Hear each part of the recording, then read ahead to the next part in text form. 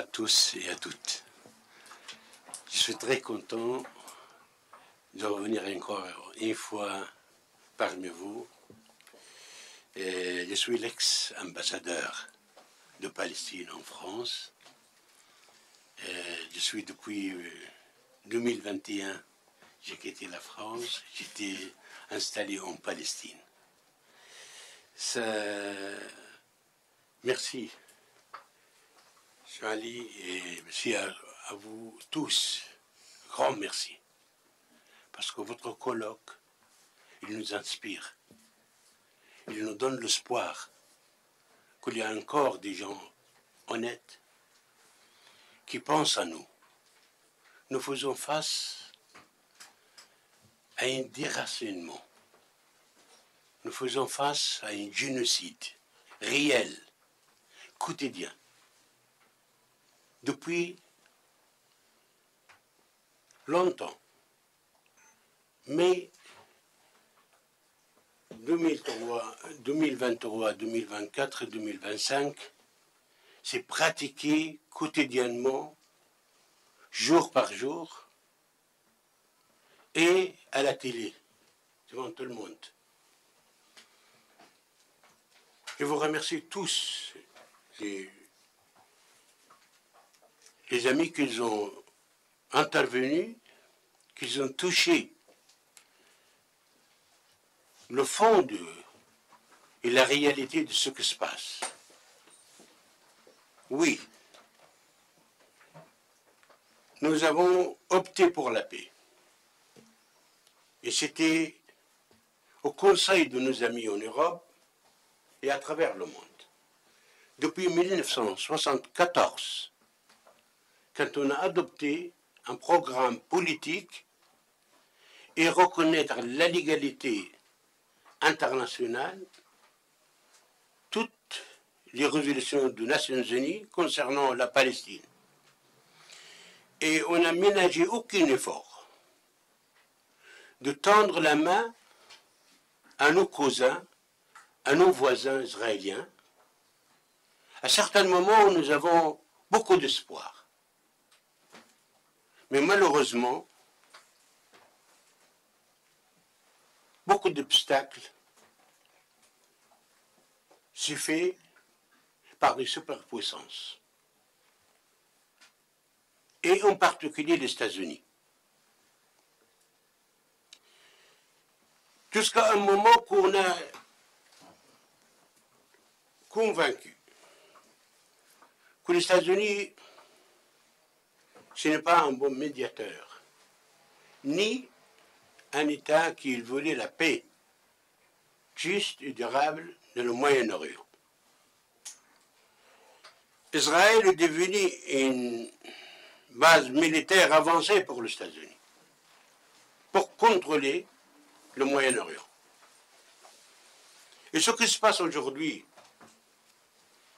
la politique américaine est dévoilée, complètement.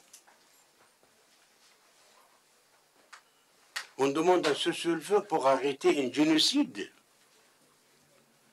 et un veto doublé par un autre veto, triplé par un autre veto, quadrillé par un autre veto, et jusqu'à maintenant, nous cherchons un paix humanitaire, une solution humanitaire pour arrêter cette guerre, pour avoir un cessez-le-feu, pour qu'on respire, pour qu'on ramasse les cadavres de nos enfants et notre population. Oui, les chiffres sont énormes, beaucoup plus qu'ils sont déclarés, beaucoup plus, double, triple, parce que ces chiffres-là qui sont les gens qui s'étaient morts dans l'hôpital, qui étaient reconnus et qui sont amenés à l'hôpital, aux hôpitaux.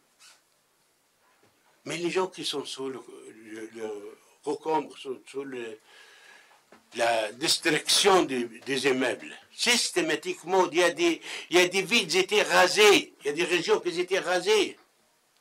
Gaza, c'est un territoire le plus peuplé dans le monde.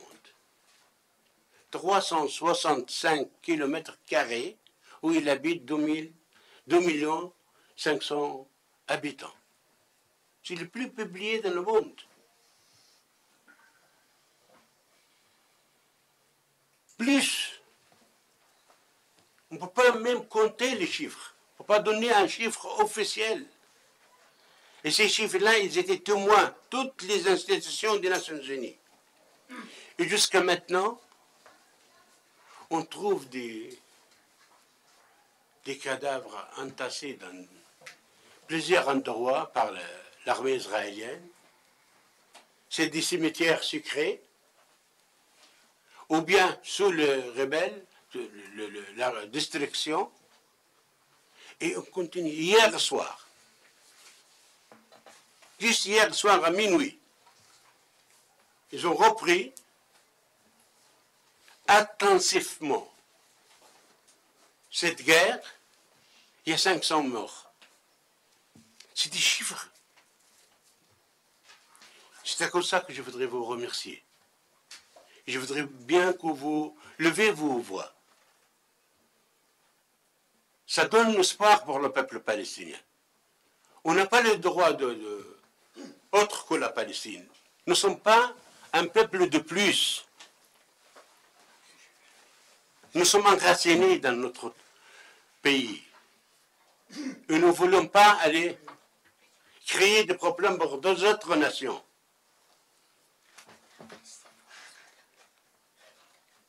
Nous avons toujours opté pour la paix et nous sommes toujours pour la paix. Et ce n'est pas une question de solution humanitaire ou bien une solution économique ou bien une solution de déplacement ou bien d'aller de faire de Gaza de Rivera. Rivera pour qui? Pour les Américains qui viennent faire du tourisme, ou bien pour faire des bénéfices de plus de dollars pour M. Trump. Nous voulons vivre en paix. Nous voulons créer un foyer national pour nos enfants. Nous avons fait la concession historique. Il n'y a aucun peuple dans le monde entier qui a accepté 1/5 du territoire palestinien et donné les 4/5 à Israël. On a accepté 22% de Palestine de faire un État et nous cherchons une solution de cohabitation entre tous les États de la région. Un Benelux entre Israël, Jordanie et la Palestine. On a essayé. Nous savons bien que ce gouvernement des fascistes, des gouvernements des criminels de guerre, de Netanyahou et ses collègues, ils ne vont pas s'arrêter. Et tout ce qu'il est opté pour la paix, moi quand j'ai quitté mon poste à Paris, j'étais le vice-président d'un comité de communication avec la société israélienne. Et j'étais en contact avec toutes les formations politiques en Israël, de droite à gauche, libérale, tout ça. On voit le fascisme qui se développe parmi la société israélienne.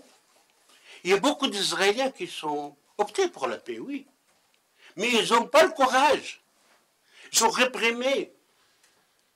Et même des gens qui étaient assassinés comme Rabin. Alors, ils ont besoin de vous. Comme nous avons besoin de vous. Encore une fois, merci à vous. Merci, merci. Si vous me demandez, je suis preneur. Et tout d'abord, en remerciant tous les présents,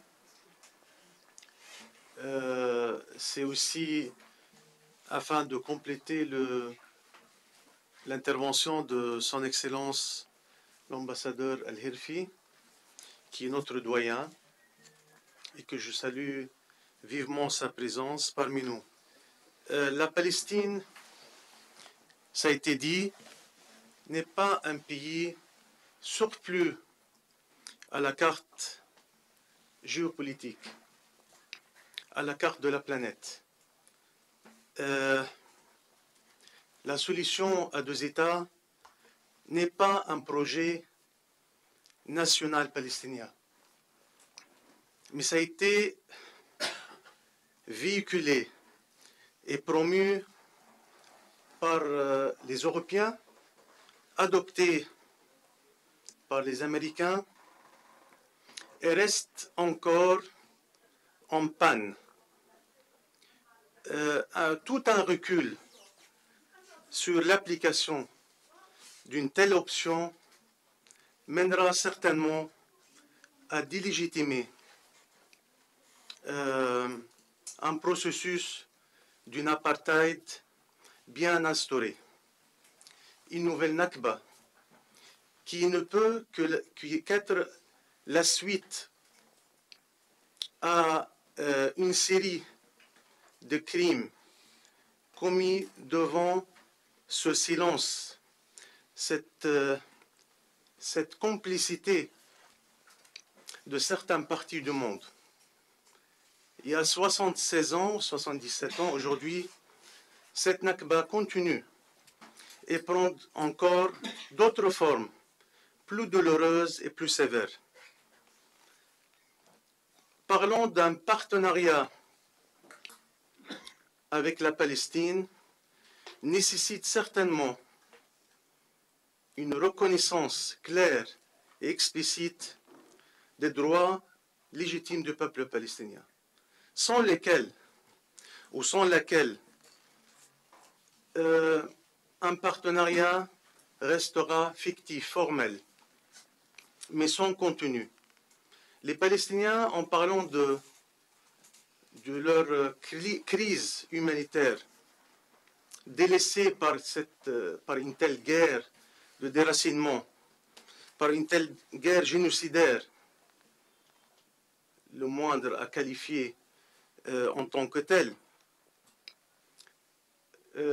une crise humanitaire, une aide humanitaire par l'Europe est la bienvenue, certes, mais toute aide qui fait perdre la vue et l'importance de sa dimension politique, de l'importance que ça soit cadré pour une reconnaissance politique officialisée, restera une aide aussi comme une pommade qui peut peut-être alléger un peu la blessure, mais qui ne réglera pas le problème majeur de l'existence du peuple palestinien. Donc, remplaçons les mots, utilisons le contenu réel. Le problème est dans la continuité de cette occupation israélienne. Le problème n'a jamais été la Palestine. Par contre, la Palestine peut très bien participer à la solution de tous les problèmes qui existent dans la région. La Palestine doit être vue comme un angle pour passer et régler tous les autres problèmes de la sécurité et la paix régionale et peut-être aussi mondiale, en tant que cause mère de toutes les autres causes, en tant que le conflit le plus long vu des années passées et aussi le plus lourd en termes de victimes, nombre de victimes. Donc, parlons de la Palestine comme une valeur ajoutée à la paix et à la sécurité internationale, mais pas en tant que passerelle, sans donner importance à l'existence d'un tel peuple qui a trop souffert et qui a aujourd'hui besoin vraiment, et surtout après cette guerre génocidaire de Gaza, il a besoin d'être reconnu dans son mal pour pouvoir réparer l'injustice, comme c'était dit par le ministre de Villepin. L'injustice passe par la reconnaissance d'un État palestinien. Moi, je dirais, passe par la reconnaissance de droits palestiniens dont l'État palestinien est un détail. Merci. 3 petites minutes pour dire une chose après avoir félicité l'ambassadeur et m'associer à ses propos. Je ne sais pas, mais je suis peut-être le seul autour de cette table à avoir visité tous les camps palestiniens de Cisjordanie et de la bande de Gaza, parce que j'ai été 10 ans au conseil de l'UNRWA. Donc j'ai été très sensible à vos paroles pour ne m'être probablement jamais remis de mes visites dans ces camps. Ce que je voulais dire, c'est qu'aujourd'hui, j'ai entendu 7 orateurs, 1, 2, 3, 4, 5, 6, 7, parler des acteurs de cette crise, de l'Union européenne, d'Israël, de la Palestine, des États-Unis. Aucun n'a parlé de l'acteur le plus fondamental et le plus essentiel, c'est le lobby juif. Et je vous conseille évidemment de lire à toute vitesse les 750 pages du dernier livre de Ilan Bappé, juif israélien, consacré précisément à ce problème de lobby juif. Je voudrais simplement finir avec 2 exemples. Mon ministre des Affaires étrangères est totalement, pour des raisons, disons, improbables, totalement sous le contrôle du lobby juif. La Suisse, qui a contribué aux droits humanitaires, aux conventions de Genève, est le seul pays démocratique à n'avoir pas condamné les colons violents. C'est tout de même étonnant. La Suisse, 24 heures après la décision du gouvernement israélien d'interdire l'UNRWA sur territoire d'Israël, et ça c'est une décision qui entre en vigueur dans les 3 mois, mais nous, il ne nous a pas fallu 24 heures pour prendre la décision de supprimer toute contribution suisse à l'UNRWA. On a au moins 50 parlementaires sous contrôle absolu du lobby juif, dont un qui explique que ne pas subventionner l'UNRWA, c'est rendre un grand service à la Suisse, etc., etc. Donc, je pense que dans toute analyse réaliste des attitudes des uns et des autres, des ministres de nos gouvernements, des parlementaires de nos parlements, de nos lobbies, il faut procéder d'abord à une analyse très fine de l'influence ou des influences auxquelles ils sont soumises. Merci beaucoup. Merci. Mon nom est Xavier Bouzel. J'espère que vous m'entendez. Alors, je vais être brutal, parce que je vais mettre les pieds dans la fourmilière. Tout ce qu'on n'a pas dit, et tous les absents. Je commencerai avec irrévérence par Mahmoud Abbas, dont le nom a à peine été mentionné. Que fait-il? Je dis ça parce que je le connais depuis Tunis. On n'a pas mentionné les offres faites par le roi Abdallah en son temps, d'une paix. Et on ne se rend pas compte que un certain nombre d'intervenants dont les noms ont été à peine mentionnés, Mohamed Rachid, Dahlan, oui, Dahlan une fois, sont des gens qui tirent les ficelles à gauche et à droite, les poches bourrées de millions. Et on devrait condamner tout ça. Ensuite, je voulais dire que il faut savoir, quand on connaît la cause, quand on connaît les effets aujourd'hui, ce que vous avez très très bien dit, c'est-à-dire des ambiguïtés partout, la cause. Qu'est-ce que c'est que la cause? Alors la cause, c'est tout en haut. Qu'est-ce que veulent les États-Unis d'Amérique? Pas simplement le président actuel, mais qui avait été avant lui déjà une fois président, mais qu'est-ce qu'ils veulent?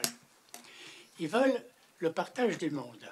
On commence à parler d'un nouveau Yalta. À partir du moment où ils veulent le partage du monde, ils ont besoin d'alliés.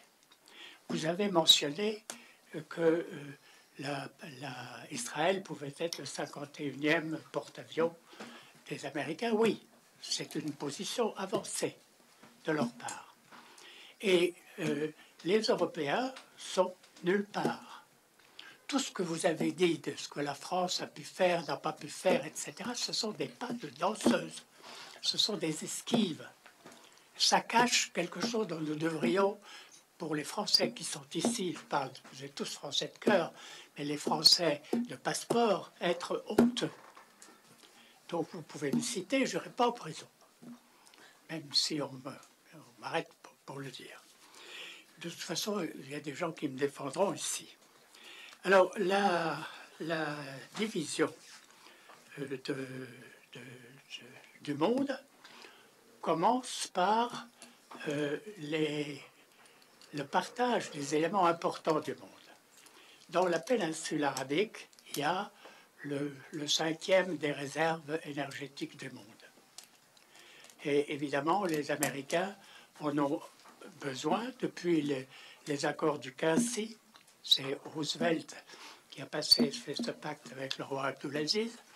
Il a été renouvelé par le roi Abdallah en 2005 quand on l'a convoqué à Houston pour lui dire qu'il ne serait pas roi s'il ne le renouvelait pas.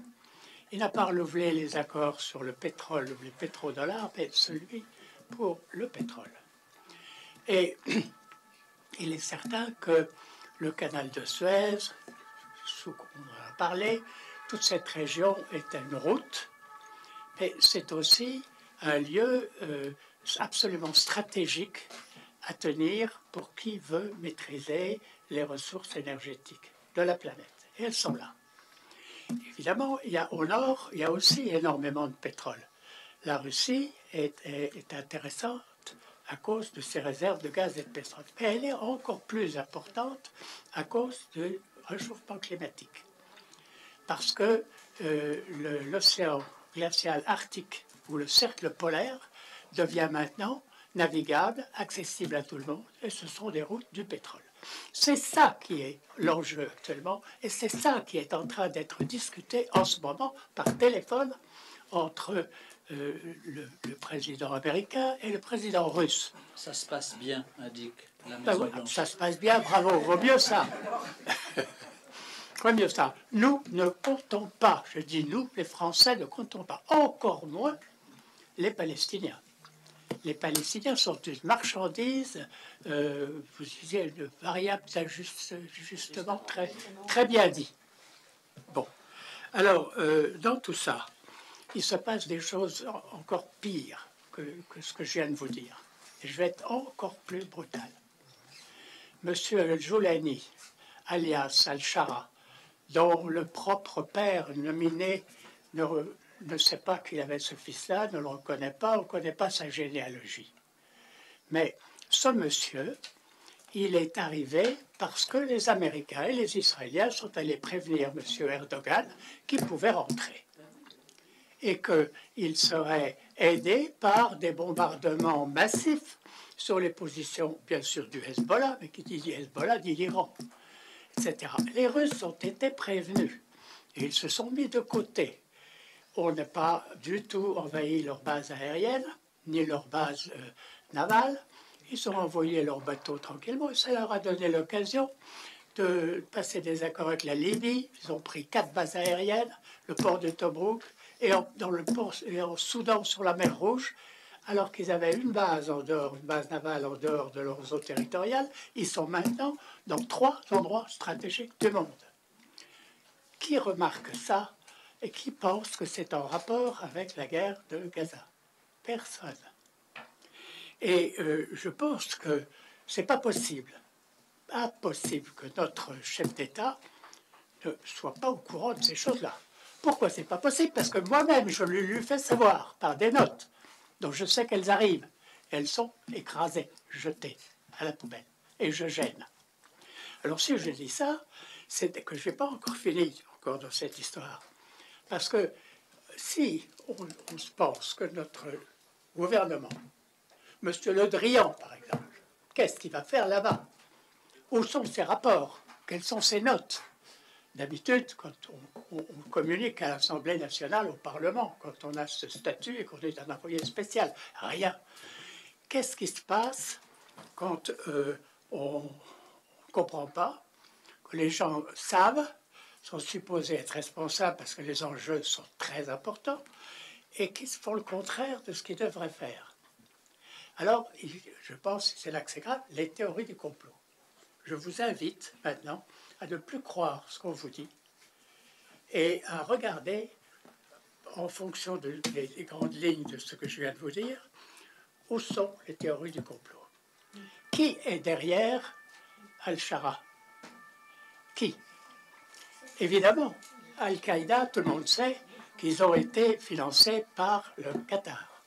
Le Qatar a financé tout le monde. J'étais au Qatar, à Doha, parce que j'ai été allé voir le dernier dont personne n'a parlé aujourd'hui, qui s'appelle le Hamas. Parler de morts, de 250 000 morts, et ne même pas prononcer le mot du Hamas, c'est d'être d'une délicatesse coupable, que je ne comprends pas. Je ne comprends pas que le président Mahmoud Abbas ne démissionne pas. Il a 90 ans bientôt, il serait temps. Il y a 19 ans qu'il n'a pas été réélu. On parle d'élections, de choses comme ça, mais tout ça, c'est honteux. Bon, alors, le Hamas, c'est eux qui meurent. Parce que ceux qui sont jeunes, enfin, en plus de ceux qui sont les femmes et les enfants et les bébés, il y a des combattants. Ce sont des combattants authentiquement palestiniens. En plus, ils ne sont pas tout seuls, puisqu'il y a le djihad islamique, il y a le FPLP, il y a une dizaine de partis politiques qui s'expriment. Mais jamais on en parle, monsieur l'ambassadeur, vous représentez tous les Palestiniens. Là où il y en a le plus, c'est là. Aujourd'hui, la Cisjordanie, monsieur l'ambassadeur, qu'est-ce que c'est devenu? Une passoire autour du palais présidentiel. Mais ça ne va pas. Alors, j'ai été présent, et même un des initiateurs, d'un face-à-face entre un représentant du président Arafat et un représentant d'Ariel Sharon dans la résidence privée du président Giscard d'Estaing. Il y a eu 5 sessions. Vous devez être au courant, c'est peut-être dans vos archives. Personne n'en parle dans tout ce que vous avez rappelé comme événement historique. Ces rapports ont été donnés à Ariel Sharon, qui n'était pas encore, il était souffrant, à peine souffrant, donc il avait toute sa tête. Ils sont arrivés chez le président Arafat. C'était le travail pour mettre en état constitutionnel une sorte de projet avant réalisation, l'État palestinien. Est-ce que c'était fiable? Est-ce que c'était vivable? Qu'est-ce qu'il fallait pour l'aider? À ce moment-là, pourquoi ça s'est arrêté? Pourquoi n'en a-t-il jamais été question? Parce que les États-Unis sont intervenus, l'ayant appris comme je ne sais pas comment, auprès du gouvernement français, et parce que M. de Villepin est intervenu au ministre des Affaires étrangères, est intervenu auprès du président Giscard d'Estaing pour lui proposer de rédiger plutôt la Constitution européenne. On l'a très vite enterré, comme vous le savez. Et donc, il s'est excusé et on n'a pas continué. Il y a eu une dernière session à Istanbul, si vous êtes bien renseigné.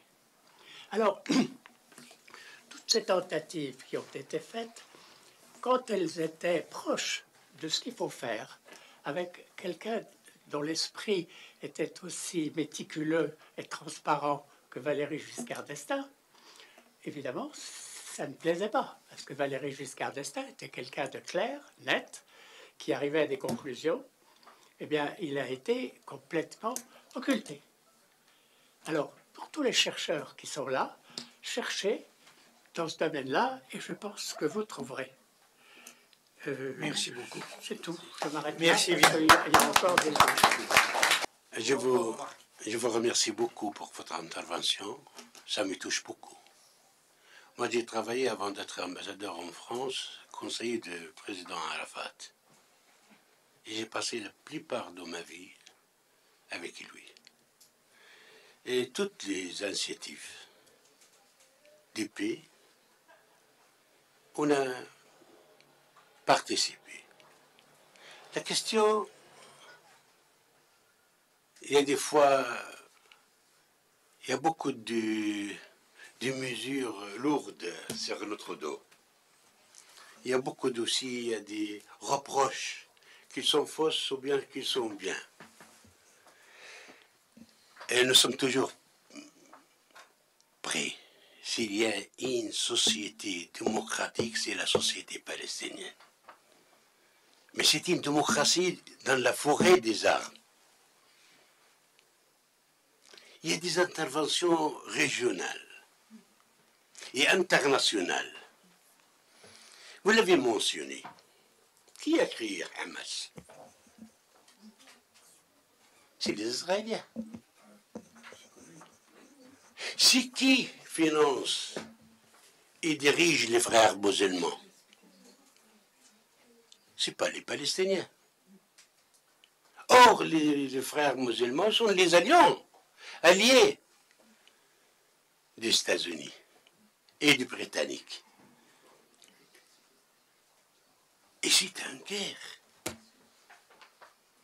C'est une guerre. L'ennemi principal d'Israël, c'est l'OLP. Et quand on minimise, on dit l'autorité palestinienne. Croyez-moi, n'importe quel dollar donné par l'Occident, il était suivi. Où il va. C'est facile d'accuser certains ici et certains là-bas de corruption. Nous sommes un peuple comme d'autres peuples. Mais ce n'est pas une raison. Nous, on ne peut pas prendre des impôts des réfugiés palestiniens. On ne peut pas demander à un réfugié palestinien de payer l'électricité et de l'eau. On a besoin de subventions à nos populations. 60% de notre population actuelle, c'est des réfugiés. Or, les donneurs, ils ne veulent pas que nous, on subventionne nos réfugiés. Et voilà que l'argent, où il va. On a accusé Arafat d'être corrompu. Arafat, il est mort. Les banques sont contrôlées par les Palestiniens. Les banques sont contrôlées par vous, par les États-Unis. N'importe quel citoyen, il ne peut pas transférer le plus petit somme d'argent sans le contrôle des Américains. Alors si nous sommes corrompus, pourquoi qu'ils ne disent pas où est-ce que l'argent qu'on a volé? Mais c'est un objectif politique de dénigrer les dirigeants palestiniens. Certains non, ce que vous avez mentionné, ils travaillent pour Israël. Des gens qui sont révolutionnaires. L'opération elle-même, ou bien l'acte, ou bien le 7 octobre, c'est un plan qui était depuis 2017. Israël le savent. Des milliers de satellites et des milliers d'agents sur Terre. Les Israéliens, et en premier lieu, M. Netanyahou, il n'était pas surpris. Il est fait partie de cette guerre en poche pour les Palestiniens, pour chercher des prétextes pour commettre le génocide contre le peuple palestinien. Nous ne sommes pas contre les élections. Nous sommes prêts de faire des élections demain. Qui finance Hamas? C'est qui l'a financé les tunnels? C'est qui a fait le coup d'État contre l'autorité? Quand on a fait des élections, et l'Union européenne, il a observé. Hamas a gagné, on a cédé pour Hamas. Si, mon cher ami, il n'y a pas que toute la vérité, elle est là. Il y a beaucoup de vérités qui sont cachées. Nous ne pouvons pas dire tout. Parce qu'on a besoin de protéger notre peuple. On ne peut pas reprocher à tel régime ou à tel régime qu'est-ce qu'elle fait. Ou bien à tel pays ou à tel pays qu'est-ce qu'elle fait. Parce qu'on a besoin. Si on parle de la Syrie, il y a demi-million de Palestiniens qui sont en Syrie. Si on parle au Liban, c'est la même chose. En Égypte, c'est la même chose. En Jordanie, c'est la même chose. En Europe, c'est la même chose. Regardez ce qui se passe aux États-Unis. Il y a des étudiants qui vont aller pour aller étudier. S'ils parlent de leurs propres victimes, leurs familles, ils sont condamnés et rejetés. Il y a certains pays européens interdire leurs citoyens de ne pas manifester en faveur de la paix. Les gens, quand ils sont sortis à Paris, ils ne sont pas sortis de solidarité avec Hamas. Ils sont sortis contre le génocide qui y avait. Soit qui en Palestine ou bien soit ailleurs. Alors ça, c'est ce que nous faisons appel à vous. D'où expliquer. Nous sommes prisonniers. Prisonniers des mots et prisonniers des faits. On ne peut pas dire tout. Parce qu'on a une responsabilité envers notre peuple. De protéger notre peuple. Nous savons bien que la Palestine ne sera pas libérée demain. Depuis notre commencement de notre soulèvement, de notre révolution, nous résistons pour protéger. Nous sommes menacés dans notre existence en tant que peuple, en tant qu'être humain. Et nous cherchons une place de protéger notre peuple, d'élever nos enfants dans une atmosphère plus ou moins en paix. Nous, ils nous reprochent votre système d'éducation, l'État, ça et ça et ça. Mais allez lire le système d'éducation israélien ou bien américain. Le racisme, ce n'est pas de chez nous. L'apartheid, ce n'est pas un produit de nous. L'impérialisme, ce n'est pas de nous. On n'a pas envahi personne. C'est nous qui nous étions envahis. Les Israéliens, ça fait plus que 200 ans. 200 ans. Le lobby sioniste. Et je ne dis pas un lobby juif. Qui contrôle les médias. Qui contrôle les finances. Qui contrôle certains dirigeants à travers le monde, y compris arabes. Certains. C'est eux qui font tout. En parlant de 1200 victimes israéliennes, c'est qui l'a tué les 1200? C'est les abattus israéliens. C'est les avions israéliens. 8 heures, il n'a pas réagi, M. Netanyahou. Et après, il a lâché ses avions pour bombarder les Israéliens eux-mêmes d'abord. Il a fabriqué des photos.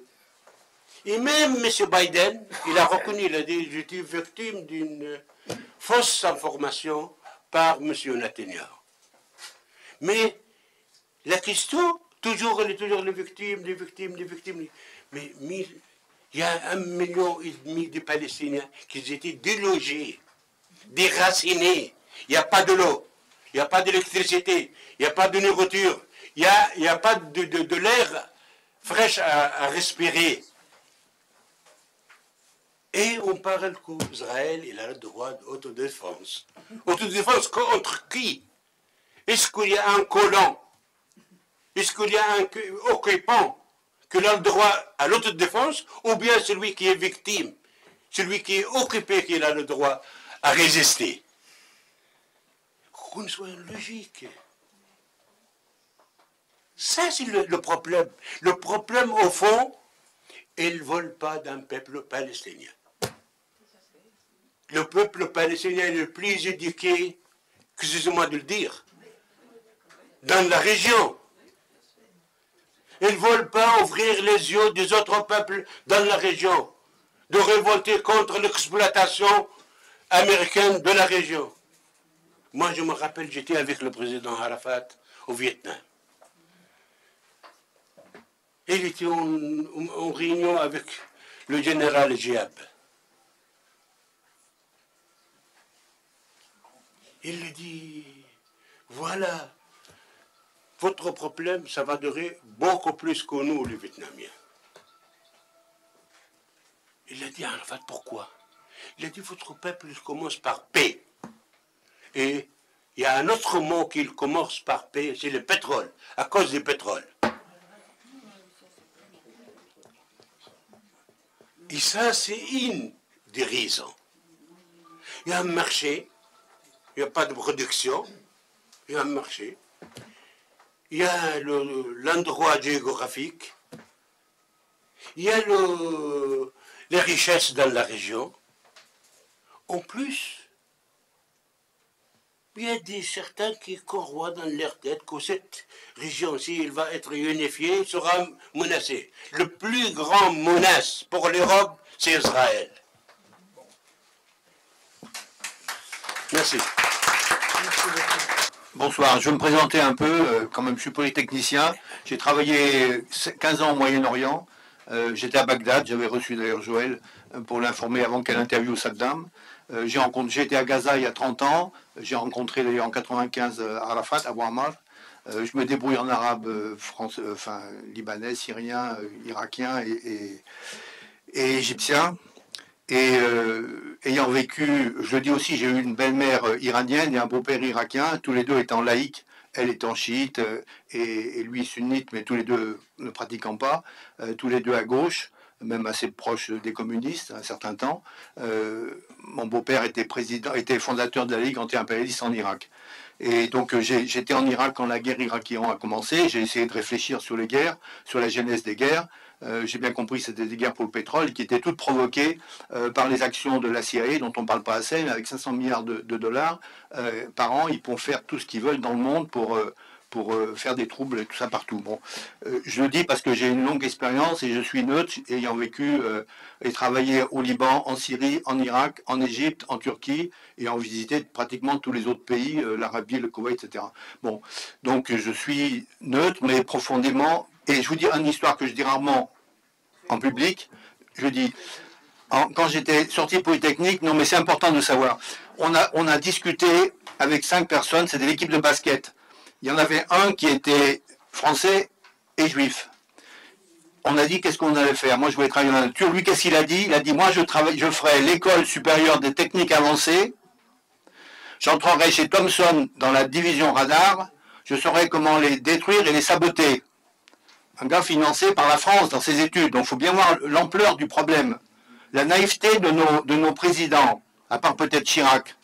Mais notre président, il a comme premier conseiller à l'Élysée, quelqu'un, Alexis Kohler, dont la mère est née à Haïfa en 1932. Donc ce que connaît Macron de l'histoire du Moyen-Orient, c'est la vue de la guerre de Palestine, vue par une jeune fille de 16 ans, qui effectivement n'avait à l'époque à 16 ans aucune conscience politique ou historique, qui dit « mes braves copains se font tuer par des sales arabes qui veulent pas de nous ».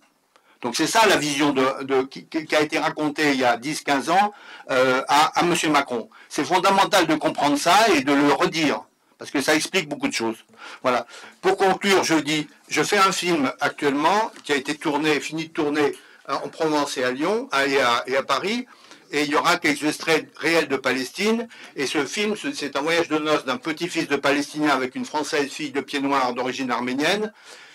Ça se termine chez des colons, parce qu'ils sont invités par des colons français, parce que le chauffeur pour aller à Roissy était juif, il a une calotte, ça a été joué par un copain palestinien de Nablus d'ailleurs, et donc il regarde à la télévision le Conseil de sécurité qui vote une résolution sous chapitre 7. Le film s'appellera chapitre 7, un mot tabou que je n'ai jamais entendu dans les milliers d'articles et de vidéos que j'ai lus depuis 1 an et demi.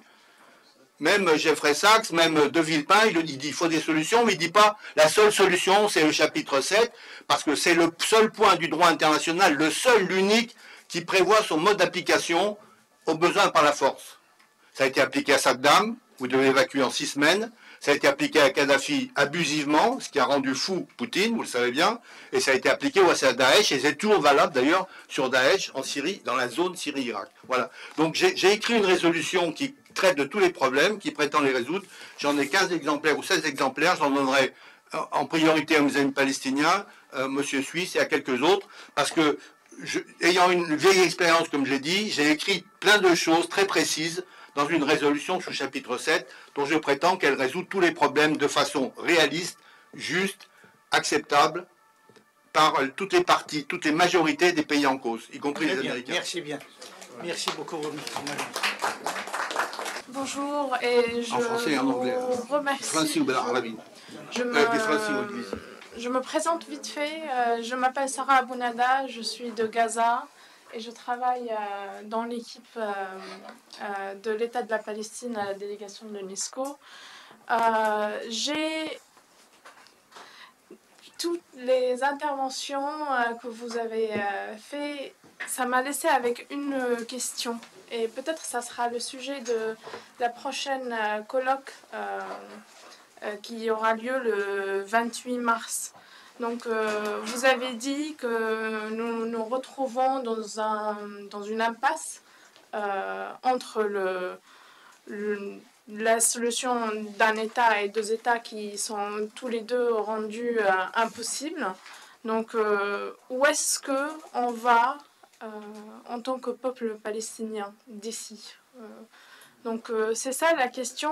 Je m'intéresse beaucoup à la question d'héritage parce que on va hériter ces problèmes et toutes ces questions. Donc, c'est très important de poser où est-ce qu'on va pour avoir une vie digne pour les Palestiniens. Je suis un peu émouvée parce que j'ai reçu des témoignages de ma famille qui sont à Gaza, qu'il y a des bombardements juste à côté. Donc c'est quelque chose qui me trouble et qui me touche beaucoup. C'est important qu'on protège notre population, comme c'était dit par nos 2 ambassadeurs. Donc c'est ça principalement ma question. Je ne sais pas s'il y aura une réponse ou dans la colloque du 28 mars. Donc, je vous remercie beaucoup. Monsieur le Président, Monsieur les intervenants, Madame aussi, Mesdames, ambassadeurs, je m'appelle Ghassan Ambar, ou Ghassan Aïssa Anbar. Je suis chef d'entreprise, je m'occupe aussi des petites et moyennes entreprises de l'Union arabe, de la Ligue arabe. Je suis depuis quelques dizaines d'années en France et je voulais faire un apport, en particulier sur l'intervention de M. Cheminade. La région de l'Est de la Méditerranée, ce qu'on appelle la Grande Syrie ou ce que M. Netanyahou appelle le Grand Israël, aucun de ces États n'a une autonomie, ne peut pas survivre seul. Ils n'ont pas d'autonomie alimentaire, ni sécurité alimentaire, ni frontières, et en particulier, la solution n'est pas le dessalement de l'eau de mer. La région est sous-développée du point de vue énergétique. J'ai participé au chantier de l'Union pour la Méditerranée à l'Élysée un peu plus de 3 ans. Et pour votre information,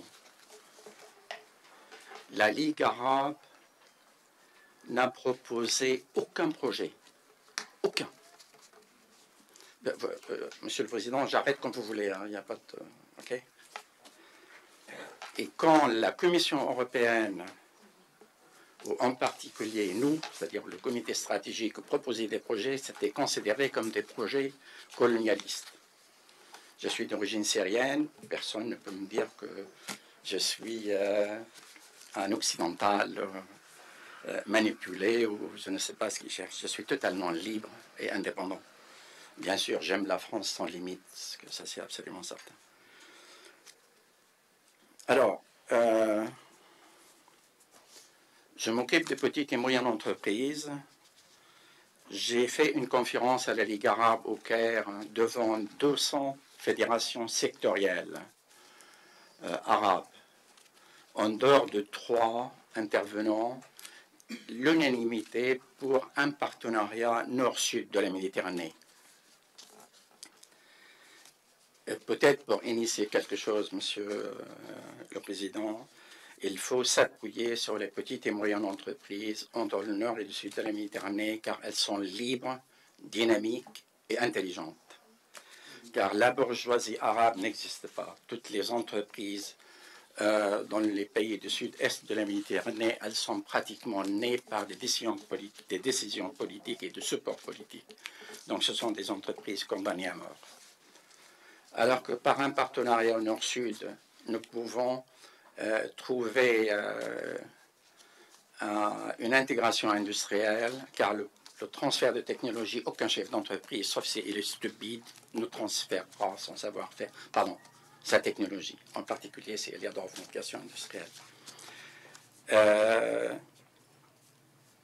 Monsieur Cheminade, moi de toute façon j'ai beaucoup d'admiration pour vous, je vous connais.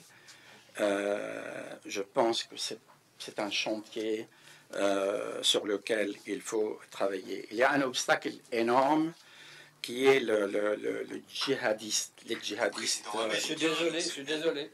Absolument désolé, c'est totalement inattendu.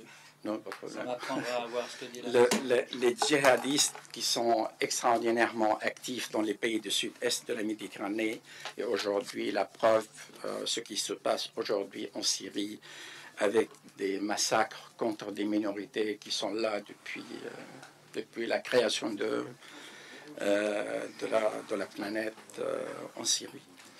Et en particulier contre des minorités alaouites et chrétiennes dans une première phase, mais peut-être plus tard, ça sera les autres.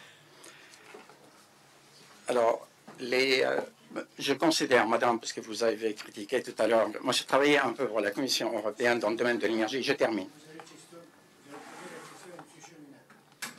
Oui, OK.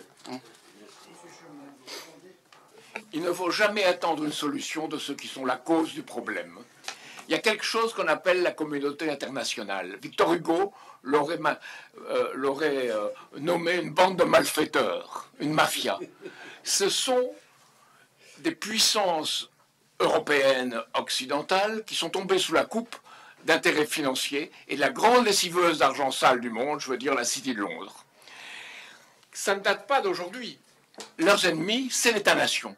Leur ennemi actuel, Gamal Abdel Nasser, et l'Égypte, et l'autorité palestinienne, si elle était une véritable autorité palestinienne, c'est-à-dire si elle représentait l'intérêt du peuple palestinien. Alors, ça ne date pas d'aujourd'hui. Ça date bien avant le pétrole. Ça date de 1840, où il y a une conférence à Londres pour comment on pourrait contenir ce qui se passe. Pourquoi? Parce que même Etali et son fils, Ibrahim Pacha, étaient en train de fonder une société qui était une grande Syrie, comme on l'appelait à l'époque. Avec qui? Avec des révolutionnaires français émigrés, qui étaient très compétents techniquement, et des révolutionnaires d'autres pays européens. Et ils se formaient un embryon d'État-nation. Il fallait le détruire. À Londres, on dit comment? Chiites contre sunnites, ça va, mais il faut ajouter quelque chose. Les juifs au milieu. Et comme ça, on les tiendra, divisés pour régner. Et ça, c'est vraiment ce qui a été la base de ce qu'on appelle aujourd'hui un système basé sur des règles, rules-based order, qui est à la fois financier dans sa conception et impérialiste dans son idéologie. Alors, l'Union européenne, par rapport à ça, moi je dirais simplement une chose, hein. Elle a fondé une école diplomatique européenne à Bruges, où on enseigne à être des diplomates européens et pas des diplomates d'État-nation. Et cette salle où ils se réunissent s'appelle Madeleine Albright. Comme ça, affiché, tout est dit. J'en dirai pas plus sur l'Union européenne. Alors, je le finis sur une note d'espoir. Je pense qu'aujourd'hui, la Palestine peut être ce qui sera un point de rassemblement de ce qui est un changement et une transformation dans le monde.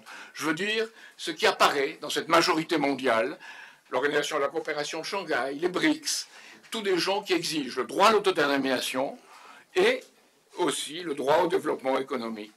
Alors, je vois réapparaître avec bonheur autour de ces gens-là, plus qu'en France, la poussée, mais j'espère qu'en France elle arrivera, la poussée de ce que De Gaulle appelait la détente, l'entente et la coopération pour l'avenir.